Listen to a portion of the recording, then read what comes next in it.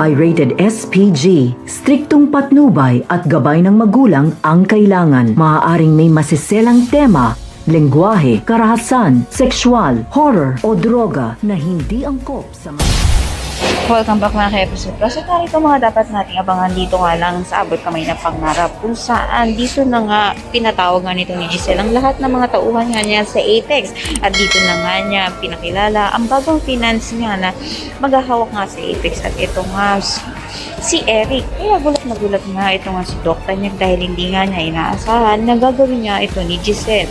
Dito nga tinanong nga nito ni Dr. niya kung bakit nga ba niya ito nagawa.